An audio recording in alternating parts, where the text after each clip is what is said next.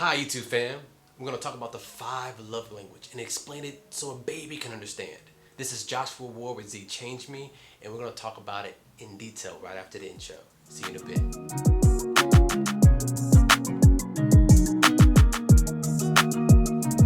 So, welcome back to my channel.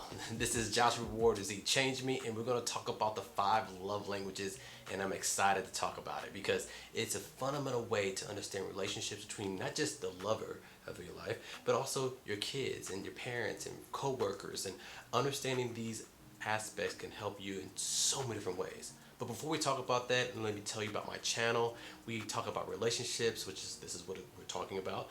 Single dad, that's what I am, who I am, and that's what I'm about. We do actually personal growth and also attachment theory. Now, attachment theory always works really well, and I have some good things we can kind of combine 5 love languages and attachment, but we'll do that in a little bit. Now, what are the 5 love languages? Dr. Gary Chapman wrote this amazing book here, right?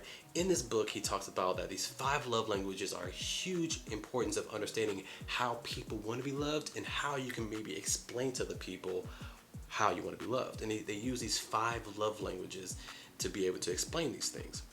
And you have acts of service, you have quality time, you have physical touch, you have words of affirmation, and gift giving. Now, let's break these things down right now. Let's start with acts of service. Bring it down here. Acts of service. So, acts of service.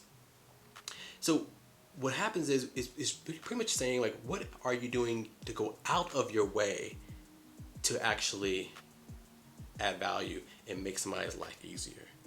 That could be, hey, you know what? I just filled up your tank of gas. I know you have to go to work the next day.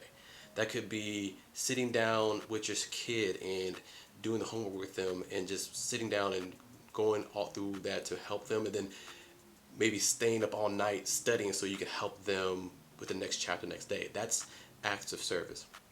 Now, number 2, quality time. That's like you sit there and you look into their eyes and, okay, well, that's a little dramatic, but it's really just putting your phone down and being present in the moment. That could be watching movies, that could be playing games, that could be going out on a date, but having quality time where it's just you and you're actually being present and listening and being engaging in the conversation.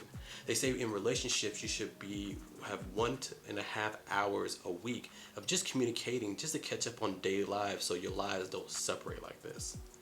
Next is physical touch. Now, physical touch, I know everybody's, oh, sex, not just the sex aspect, but there's other aspects where you can have physical touch. That could be holding your hands before you go to the movies. That could be a kiss on the cheek, or kissing before you leave and you come back. Or that could be just snuggling on the couch, keeping yourself warm. That could be just feet, doing massages. These things are physical touch, but it's not only what has to do with sex. So physical touch, it just shows that you're being loved through touching. Next is going to be words of affirmation. Now, words of affirmation is just verbalizing that you appreciate and you acknowledge that their value in your life.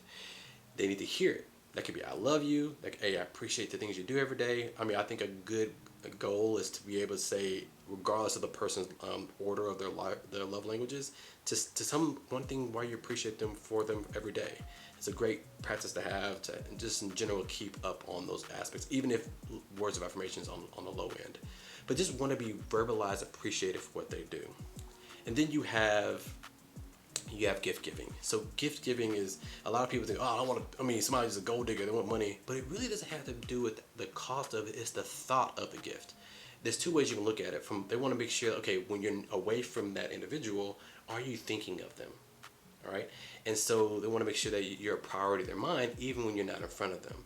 But also it could be situations of understanding, hey, you actually listened to my conversations and you gave me a gift that actually made sense and it was thought through. It could be a paperclip if there's a case in B, or it could be going and writing notes in the car and being from that perspective. It doesn't have to cost anything, it could just be effort, which I think can sometimes be tied in with acts of service, but we'll talk about that in a minute. But those are the 5 love languages. See, I'm trying to switch it up on your boys. All right, but there's 4 benefits I want to talk about with just the 5 love languages. Number 1, it actually promotes selflessness, because what happens is most people want to make sure they're fed and they get loved, but in the relationships, and I think this was Dr.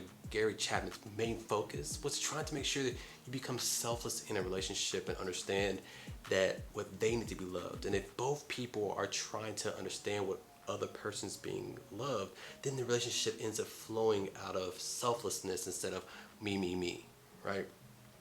And so that also promotes this number two, which is it promotes empathy. The more you understand the person and how they want to be loved, then there's deeper perspectives on why they want to be that way and what can I do to understand what they're going through.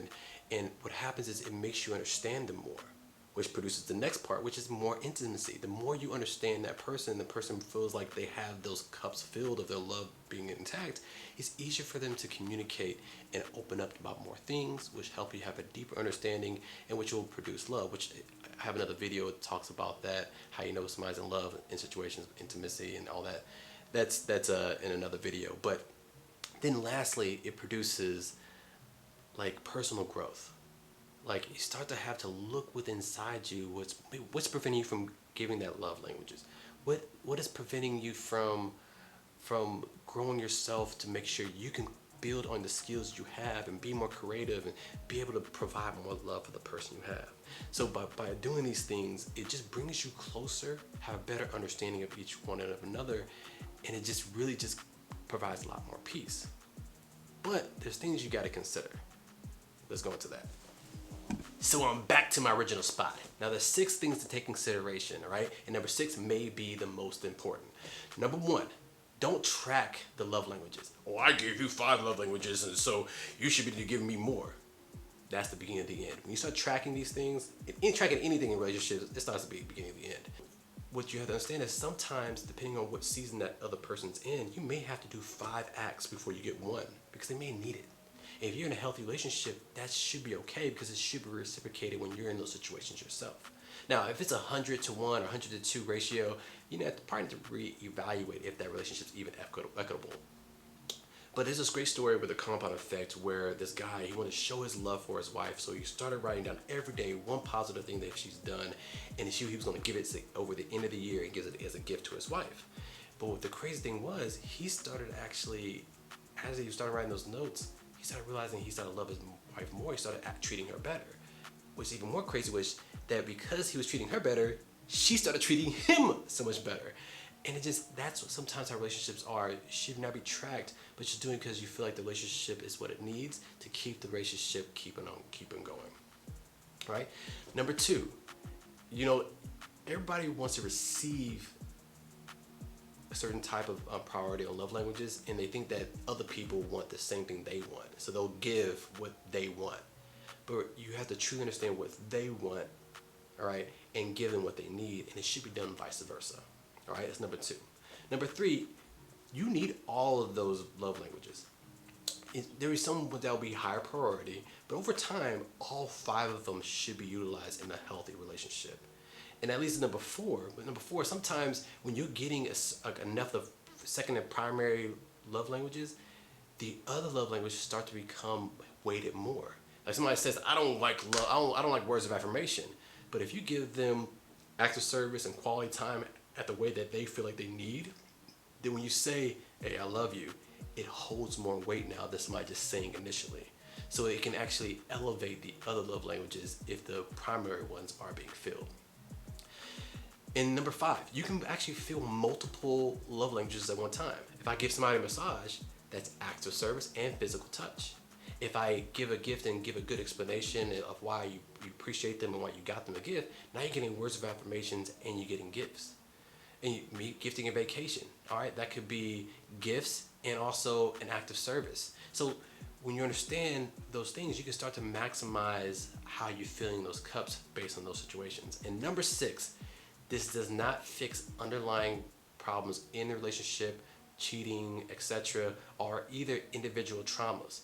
But it can leave enough room to help each other grow and heal through those problems and help support each other through those problems as long as you put those things in. Because most times, most relationships don't fail because it's some unmet need that's not being met. And I have a great video. It's called The Unmet Needs, the Source of a Resentment. And it's a great video that kind of explains that resentment is what kills relationships. But if you actually feel these love languages, it can keep your relationship afloat enough to hopefully answer the underlying cause. All right, on to the next part. So lastly, what things can actually affect the order of the love languages? And I usually put this before, but I was trying to do something different, putting it at the end so you can get more to the meat of it. But if you want to know about it, you made it this far, you can go from there. So number one is going to be upbringing. Now your upbringing could be a situation where if you had a lack of something, all right, that could actually produce you want it more when you get older as an adult. It could be a higher priority. That same lack of for somebody else could actually mean get accustomed to it, so now it could be low. And so it can, and the same thing for the positive side of it too. So the upbringing really has an effect on it. I don't have a good understanding of when those situations change in different situations. I don't think there is one, but if there is, please somebody, if you know the answer of like what upbringing of something negative will produce always a positive or negative in a situation, please explain in the comments below. But number two is going to be past relationships. So say you're in a relationship and you didn't get very good quality time or physical touch, right? And it was something that you didn't really like because it wasn't really good quality. And so it may be low on your priority list because of that. But then say you get in a relationship that somebody does a good quality of physical touch and quality time or acts of service. He's like, dang, this is actually really, feels really good when somebody does it right. So that actually can raise their ranks of priority once you get a different exposure to it. So your love languages can change through relationships, and also it could be formulated a lot of times from your upbringing. But these are the 5 love languages, the things to consider. I try to go through it pretty quickly, but if you want to know more about any individual aspect of it and put it in more depth, I will definitely do it. Thank you for being here. Please like and subscribe if you can. It really helps my channel. And final thoughts. Guys, the 5 love languages can really help keep the relationship alive so things could work and have better understanding, and so you can start to work on certain things. So just being good to other people. Again, Gary Chapman, what his focus was, and I this book, I really truly believe it, was really just trying to make sure that we just become selfless and do right by our partner, as long as it's a healthy relationship. And so understanding the benefits and things to consider, you can start to actually maneuver yourself in relationships in a healthy way to make sure you provide the best quality of love for your person that you're interested in. But also this can be done for kids and parents, and in all those perspectives, everybody has their own and it changes over time. So constantly communicating about it will also be beneficial too. Guys, thank you for staying here. Please like and subscribe if you like the content that's going on. My name is Joshua Ward, and I like to continue bringing content to you guys. And as I end all these video contents, if you have kids, please slow down and think about just give them the hug today or tomorrow when you see them, because they desperately need it. And tell them they're worthy too. Tell them that they're worthy no matter what they are, because that's your kid. But next time, see you some more. Hope you like the content, and until next time.